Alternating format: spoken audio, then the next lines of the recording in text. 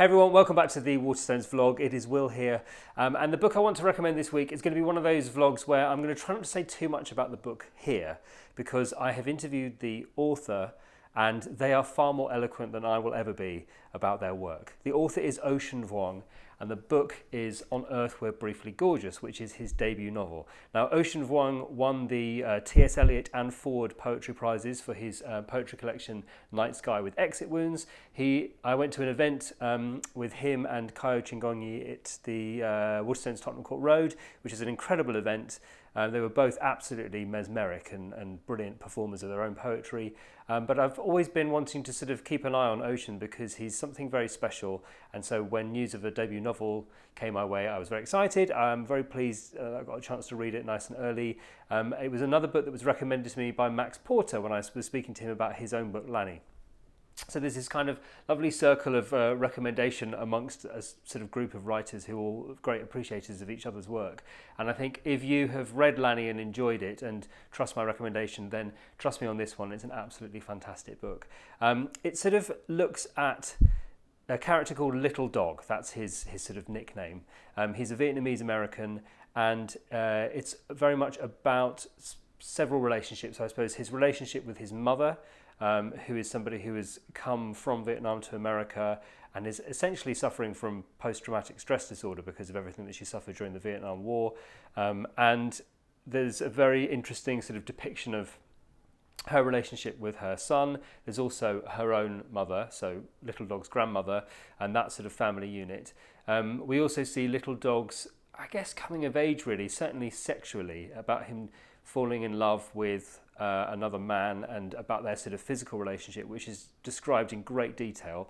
It's not often that you read a book which has such brilliant descriptions of the physical act of sex without it sort of seeming a bit kind of rubbish or pornographic.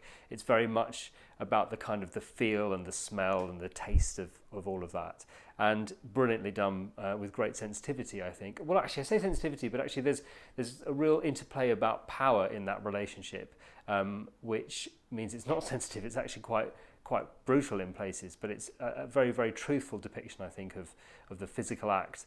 And this man that he's falling in love with, or having this relationship with, is sort of addicted to opioids, which of course is a big crisis in America at the moment. And so it sort of taps into that whole discussion as well. It's set in a sort of quite a rural part of America, which is away from the beaten track. And so therefore it's sort of, I mean, I think rather brilliantly, Max Porter was saying, of course, the great American novel has been written by a gay Vietnamese American. It's America seen through a different lens, which I think is really, really interesting. The writing throughout is absolutely phenomenal, as you would expect from a poet. It's all about choosing the right word, the right metaphor, the right sort of image, or not even the right one, but sometimes the surprising one. So that reading through the book, it's constantly filled with little sort of linguistic surprises.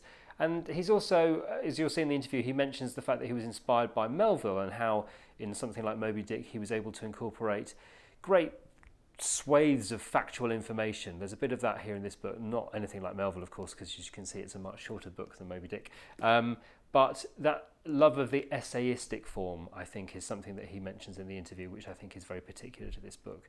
And it packs a pretty emotional punch as well. There's lots of really, really sort of, because of that choice of language, there are so many hooks that get into you as you're reading it, and it means that as you get towards the end, you are fully invested in this book. So it's one of those things where I think there are so many books out there, there are great writers, there are good storytellers, but we often talk about authors who are the real deal, people who are really doing something special, who are artists, who are pushing the envelope. And I do think that Vuong is one of those, which is why after reading this, I will be the first, very much at the front of the queue to read whatever he writes next. So there we go. That is On Earth We're Briefly Gorgeous by Vuong, which is out now. And that's all for me this week. I will see you in a few weeks' time, but until then, take care.